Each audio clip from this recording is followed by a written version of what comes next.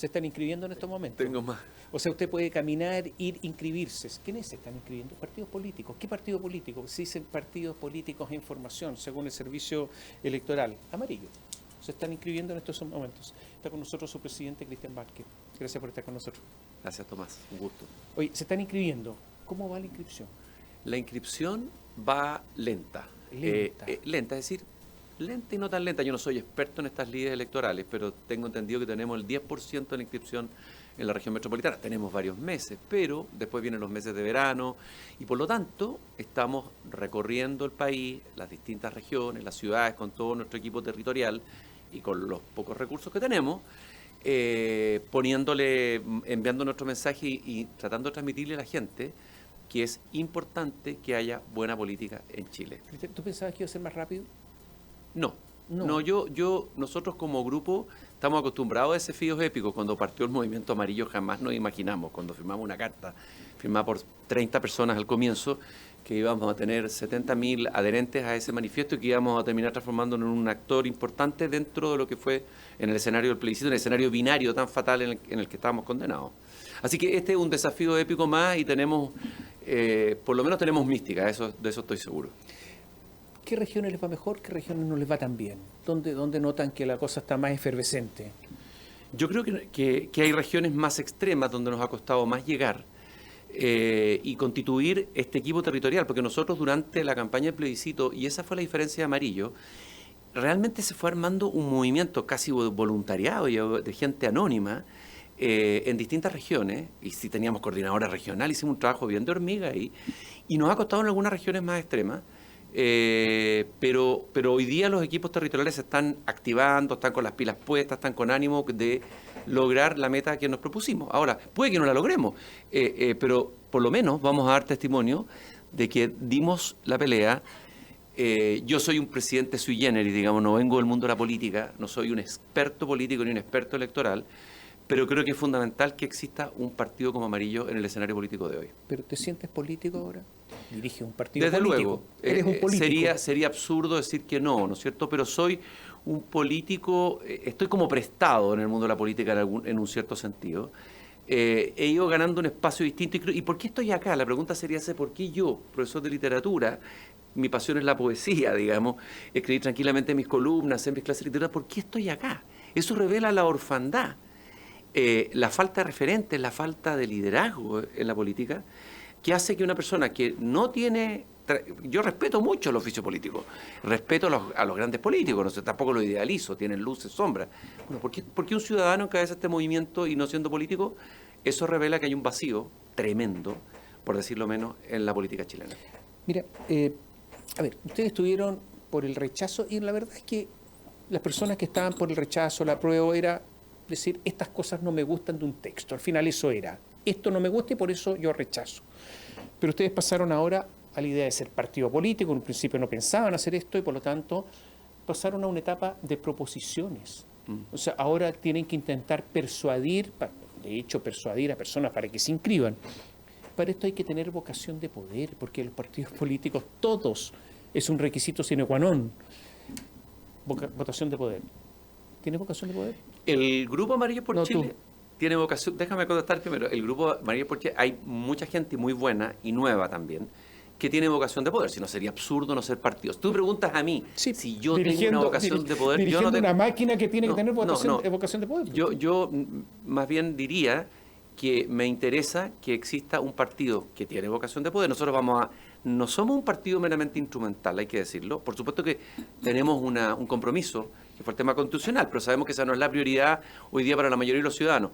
No es un puro partido instrumental, queremos tener convencionales si hay una próxima convención y probablemente tener alcaldes, o sea, entrar realmente en la política. Ahora, si tú me preguntas a mí, yo no quiero hacer carrera política, yo voy a seguir en Amarillo, soy su presidente, estoy ahí, pero yo particularmente no quiero ser ni senador, ni core, ni nada, esa no es mi vocación.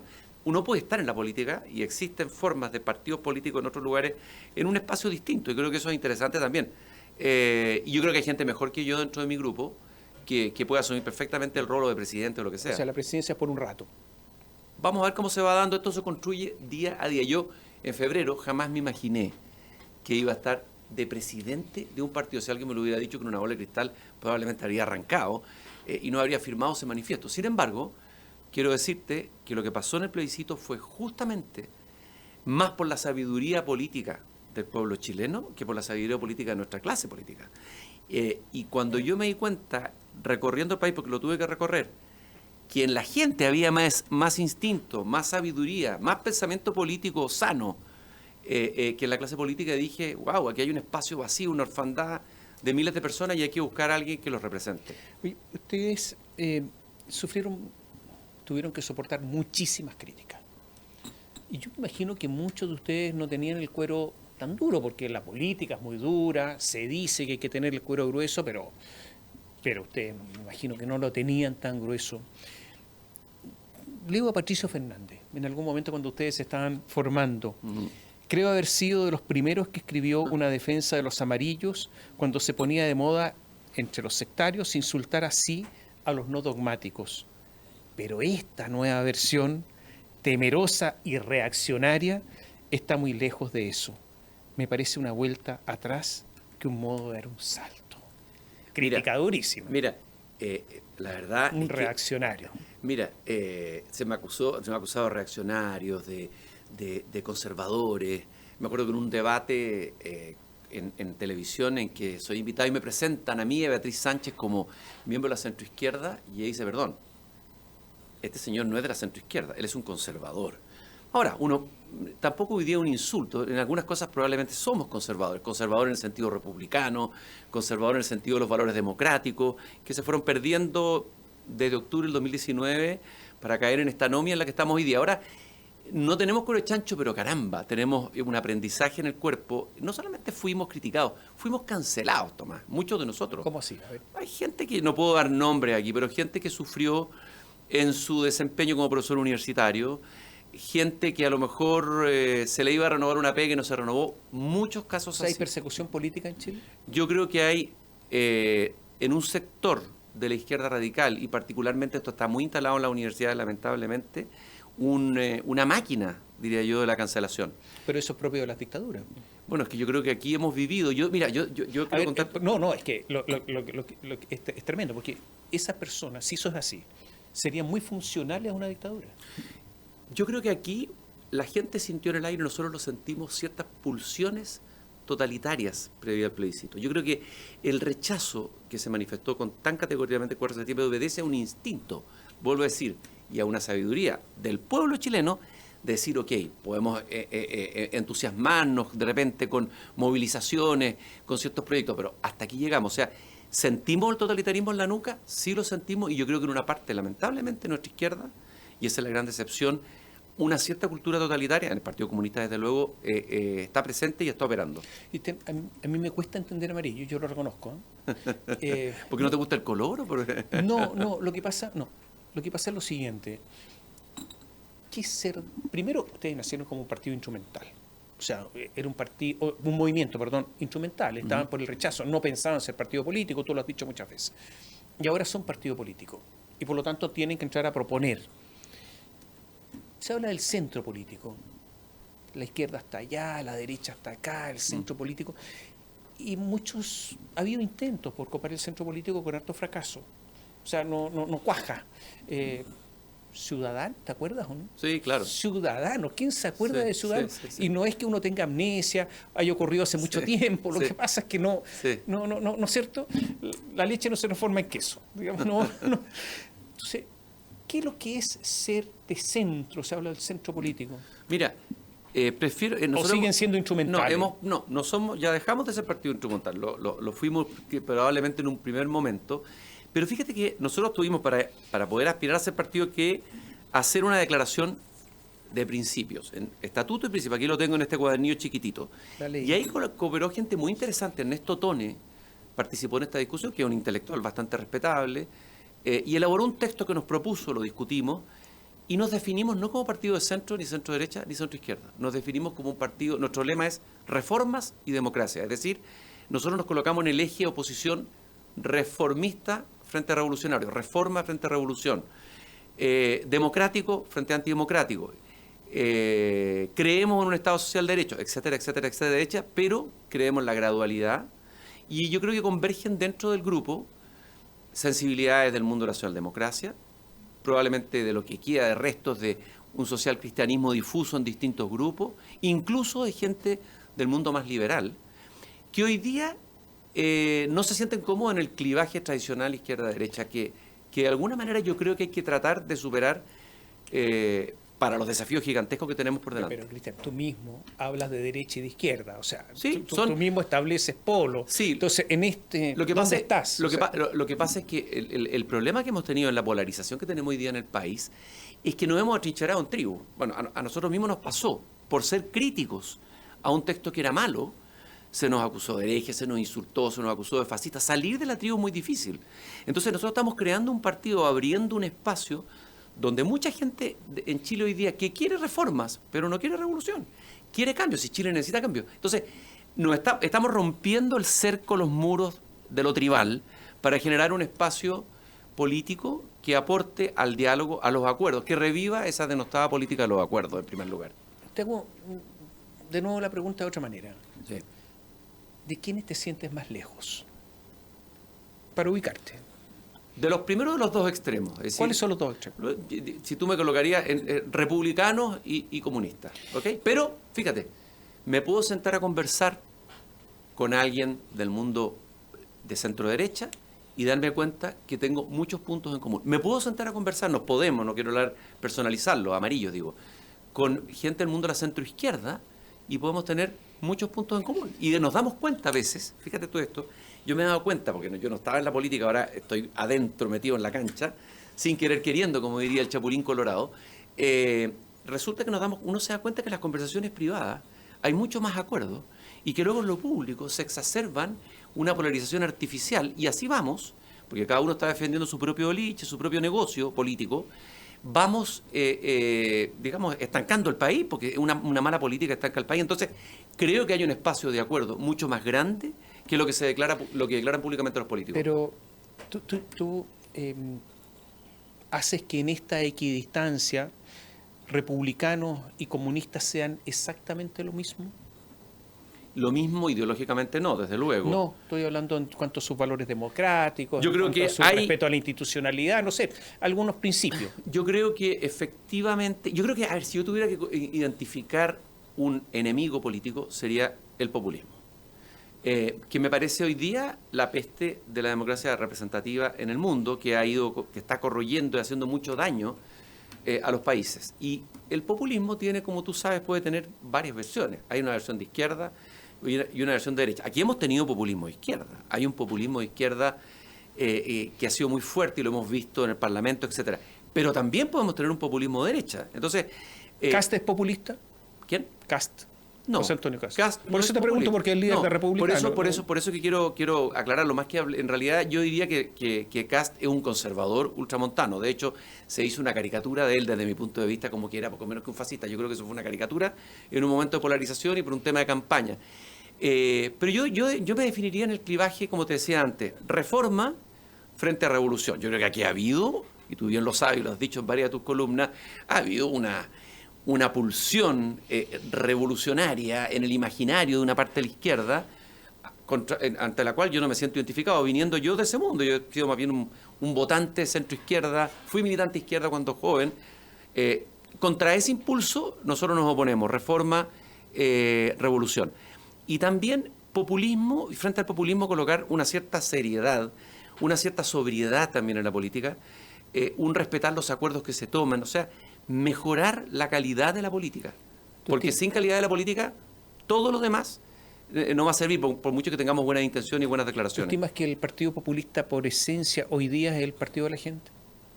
Creo que el Partido de la Gente es un partido, y lo hemos visto en los últimos días, que tiene, por decirlo así, no sé si varias almas, varias sensibilidades, un partido que por lo menos me resulta complejo dibujar. Sí me preocupa ciertos gestos, por ejemplo, el gesto de Parisi hace una semana atrás haciendo un elogio de Pamela Giles, y poco menos que diciendo que podría ser una gran, no sé si candidato o precandidata del Partido de la Gente se la llevaría. Ese tipo de gestos me parecen a mí que le han hecho daño a la política y creo que el Partido de la Gente va a tener que definirse si va a ser un partido populista o va a ser un partido democrático, un partido responsable.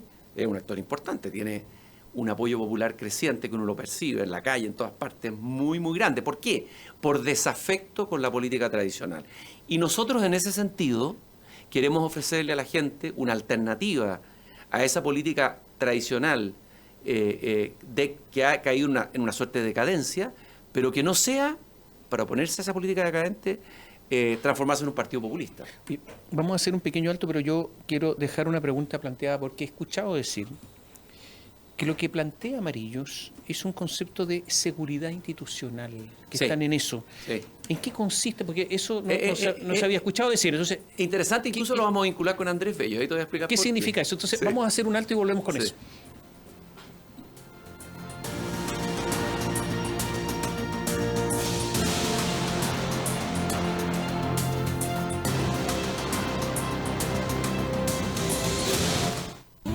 De lunes a viernes, pasadas las 10, continúa tu mañana con el Expreso Biobío. Lo que está pasando y los temas más relevantes los conocemos y escuchamos al instante. Acompáñate y viaja junto a nosotros. Expreso Biobío.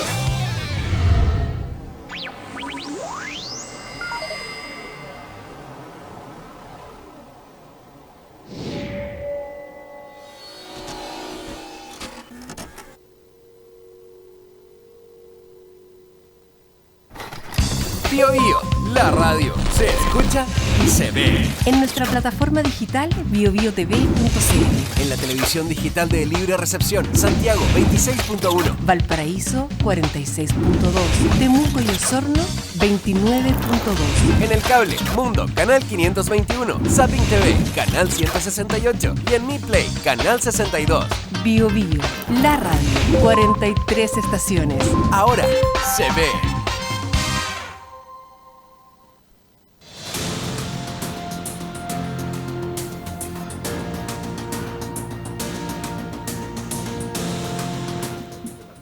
Volvemos con Cristian Barque, presidente del partido Amarillos en formación, y quedó una pregunta planteada que están invocando, que están seducidos por un concepto que es seguridad institucional. ¿Qué significa seguridad institucional? A ver, el concepto de seguridad puede ser tomado en un sentido bastante restrictivo que tiene que ver con el orden público, que es muy importante, por supuesto, y que es una demanda de la ciudadanía hoy día. Pero yo creo que ese orden público solo se consigue si tú tienes buenas instituciones. Desde luego, buen sistema político, etcétera, una buena policía. Y yo creo que la seguridad, hoy día en Chile hay una incertidumbre institucional. Venimos saliendo de una convención en la que estuvimos a punto de cruzar ciertas líneas, por decirlo menos, de la calidad democrática, de la calidad de las instituciones, las propuestas que habían ahí.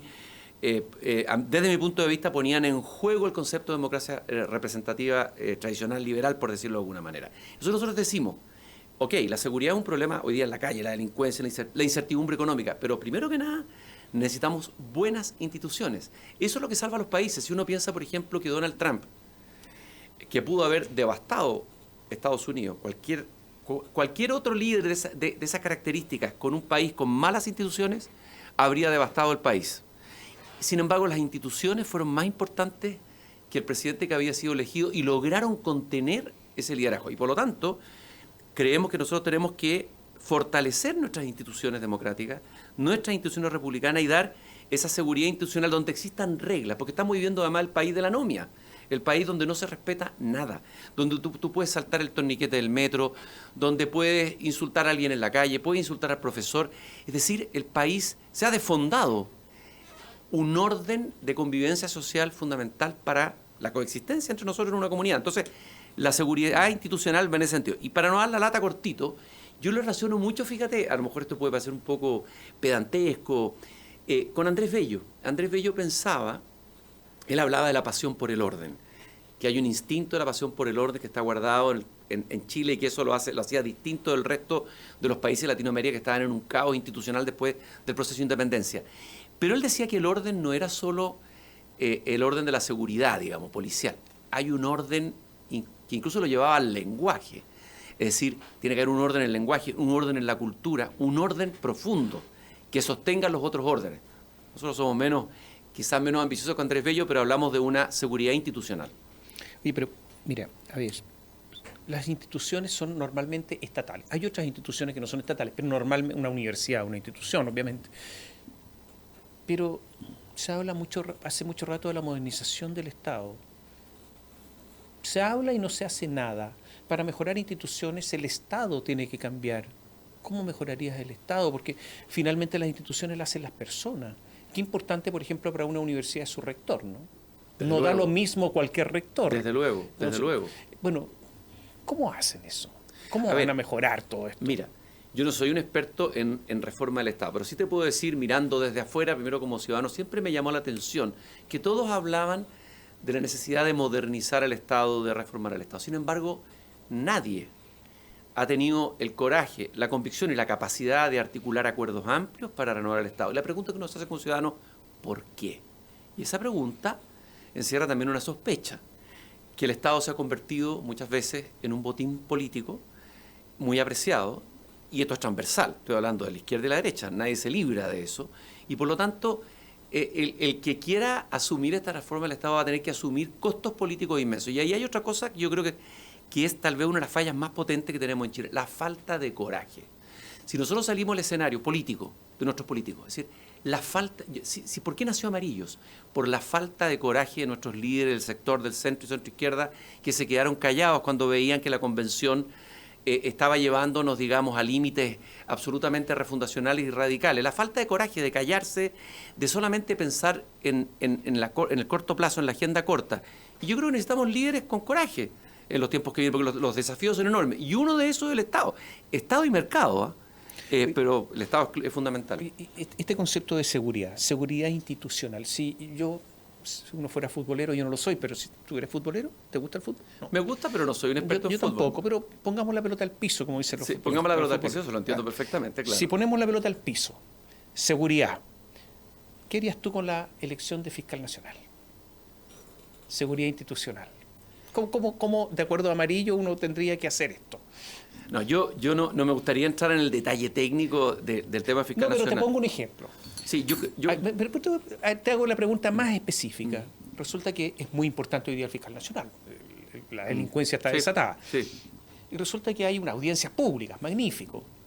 En Estados Unidos las audiencias públicas duran, se interpela al candidato, se le hacen preguntas. Aquí dura 10 minutos la exposición. Claro. Y en 25 minutos toman la decisión de la quina. ¿Te parece bien institucionalmente eso? No me parece bien. Es que ahí está el asunto, ¿no es cierto? No me parece bien, y creo que es solo un ejemplo. Yo creo que hay, por eso hay te doy un otros ejemplo, más. pero está sucediendo ahora.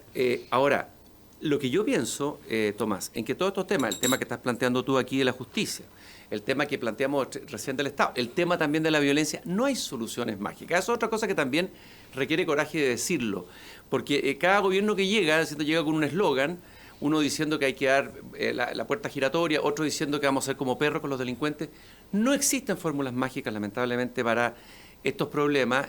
Muchos países no lo han resuelto y, por lo tanto, lo que se requiere aquí es una inteligencia política, una sabiduría política y, sobre todo, la construcción de acuerdos para llegar a cambios. Pero para la construcción de acuerdos se requiere coraje político. Vuelvo a repetirlo. En Chile algo ha pasado que se ha perdido el coraje político. Y eso, o sea, hay miedo, aunque parezca increíble. Hay miedo. ¿Miedo a quién? Miedo a las redes sociales, miedo a la tribu a la que pertenezco, miedo. Una sociedad y un liderazgo político no se puede construir desde el miedo, tiene que hacerse desde el coraje. ¿Tú crees que el presidente Gabriel Boric hizo intervencionismo político para el plebiscito? Yo creo que el presidente Boric estuvo en el borde, en el límite del intervencionismo político. ¿No pasó el límite? Yo creo que en algunos momentos lo pasó, sobre todo al comienzo. Creo que la Contraloría logró poner ahí una cierta contención, por lo menos una señal, por lo menos se mandó una señal potente al interés. Pero creo que a mí me sorprendió, yo no había visto en mucho tiempo, que un gobierno se abrazara, en este caso con una opción dentro de un plebiscito, de la manera como lo hizo el gobierno de Boric. Y son aquellos mismos que han criticado, ¿no es cierto?, la degradación de la política, la intervención del Estado, etcétera, en la política o de los gobiernos en la política. Entonces, me parece que además fue un error político colosal, gigantesco. Si tú hubieses sido diputado, ¿habrías votado por Vlado Mirosevic como presidente de la Cámara? Sí, habría votado por... Si yo hubiese tenido un compromiso, no habría votado por Carol Cariola porque... ¿Por qué? Lo voy a explicar por qué. A ver, hay dos... En la política, y ahí entramos, cuando salimos de la política amplia, que es la que me gusta más conversar, y entramos en la política chica, entramos en los matices. Maquiavelo, acuérdate que decía que para hacer política hay que sentarse incluso con el diablo a conversar. Y esto requiere más finura. Yo no soy un político ni un experto en negociación política. Pero, a ver, Carol Cariola representaba la posición más extrema de un partido comunista derrotado. Quizás el más grande derrotado del plebiscito es el Partido Comunista, que llevó por lo demás el pandero dentro de la convención.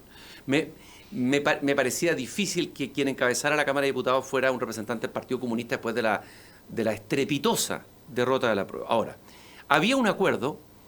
bueno, Vlado fue también, Vladimir Milošević, cara de la prueba. Sí, fue cara, pero Vladimir Milošević yo creo que es una persona, primero, decente, una persona dialogante, una persona sensata, y tengo la mejor impresión de él, y una persona con la que se pueden construir puentes y con la que se pueden construir acuerdos. Y yo creo que me parece que todo a mí, por ejemplo, las negociaciones políticas, esta aparición de un nombre a último minuto, que uno conversa con el otro, tiene una carta, yo creo que yo dramatizaría esta elección del presidente de la Cámara de Diputados, le quitaría dramatismo, se le ha dado yo creo un dramatismo exacerbado. Ahora es importante porque caían todas las presidencias de las comisiones, y yo creo importante para la tramitación de leyes. Ahora nuestro diputado, que Andrés Jonetti Amarillo, él había asumido un compromiso antes de ser amarillo, y tú sabes que los partidos, y la presidencia de los partidos, esto por ley, no pueden insinuar, pero no pueden obligar a un diputado. Él votó en conciencia, y yo entiendo lo que él hizo. Yo creo que Joanet,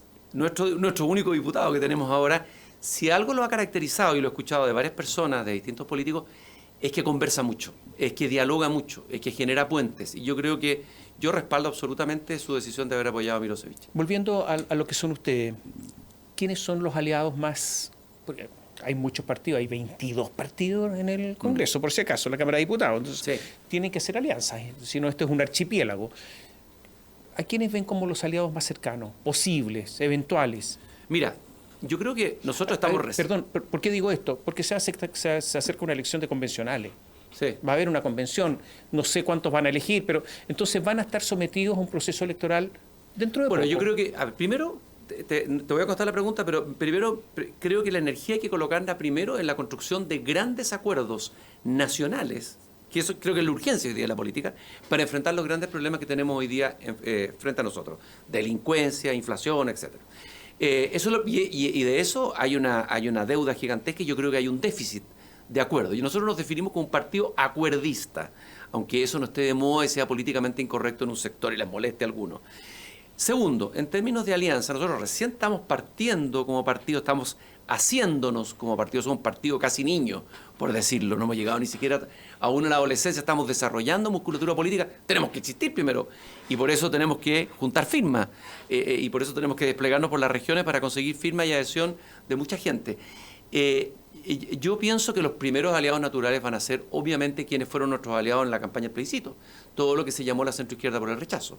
Que ahí también hay todo un proceso, hay un grupo que va a armar el Partido Demócrata, que van a estar en el proceso, está el grupo Una que nos una, el grupo de lo que fue Andrés Velasco, esos son nuestros primeros aliados naturales. Pero obviamente, si tú me preguntas a mí hoy, yo creo que Amarillo puede perfectamente aliarse en algún momento o con la centroizquierda, si es que encontramos ahí un aliado que rime con nuestros principios, lo que te dije al comienzo, de reforma, gradualidad, etcétera, una centroizquierda más reformista de la que tenemos hasta ahora, pero también en un futuro, ¿por qué no?, con una centro-derecha democrática. Yo no creo en esta demonización cuando se habla de la derecha. O sea, siempre tú vas a un debate y te dicen, ¿por qué la derecha? Porque tú estás no existe la derecha, este como ente sustantivo del mal que se llama la derecha. Yo creo que existen varias derechas, afortunadamente, que hay nuevos líderes que me parecen líderes positivos para la política chilena, gente joven, nueva, que hay liberales dentro de la derecha hoy día. O sea, yo no le haría asco a ninguna alianza, a ningún acuerdo en principio. ¿Has hablado con el presidente Gabriel Boric? No he hablado conozco muy bien, te quiero decir, al presidente Gabriel Boric. Lo conocí antes porque yo dirigía una editorial en la Universidad del Paraíso y él participó en varios lanzamientos de los libros. Tuve muchas conversaciones con él antes, cuando era muy joven, cuando era dirigente estudiantil, después cuando fue diputado, tuve un par de conversaciones pero no he tenido conversaciones con él en el último tiempo. Pero estaría dispuesto, evidentemente, a conversar. O sea, no tendría ningún problema en conversar con él. ¿No hay acercamiento? En este momento no hay acercamiento, pero Si tuvieras nuestro que- diputado se va a reunir con él, creo, en los próximos Si días. tuvieras que decirle algo cortito, ¿qué le diría? Yo le diría, y lo he dicho a través de varias, le escribí una carta, dentro de las cartas que yo escribía, son cartas más literario-políticas, por decirlo así, que publicaba en un medio, yo le decía que él en algún momento tiene que optar entre sus dos almas, que en algún momento uno en la vida tiene que tomar decisiones. Y esas decisiones tienen costos. Y mi consejo que yo le daba era tomar el único camino que yo veía posible para poder salir de este embrollo después de la derrota del plebiscito. Primero hacer una autocrítica profunda. Aquí no se ha hecho una autocrítica profunda de lo que pasó el 4 de septiembre. Esto fue una derrota colosal. No fue una derrota política cualquiera. Se ha querido incluso como minimizarla. No siento, todavía no veo algunos atisbos. No veo en el presidente ni en quienes los rodean esta voluntad de decir, chuta, ante esta derrota hagámonos algunas preguntas. Veo una tosudez de mantener ciertos discursos refundacionales, un poco disfrazados y ayornados ahora. Falta todavía ese descenso. O sea, y si tú no te haces una autocrítica de una derrota tan grande, es muy imposible que puedas desarrollar un camino político conectado con la realidad y que lleve a un buen fin. Entonces yo creo que falta primero eso. Falta primero una profunda autocrítica. Segundo, hay que tomar decisiones. Y yo creo que hay que dejar el amiguismo, yo creo que hay que dejar este miedo de pertenecer a la tribu, hay que dejar de hablar en las redes sociales y hay que convertirse en un líder político que sea capaz de dar una hoja de ruta. Yo no la veo tan clara en el cónclave, no veo una hoja de ruta muy clara si tú me lo preguntas, que sea un camino más socialdemócrata, o sea, optar por un alma. Eso es lo que tiene que hacer, creo yo, el presidente de la República. Gracias por estar con nosotros. Gracias, Tomás. Gracias, Cristian. Y a ustedes muchas gracias. Gracias por seguirnos.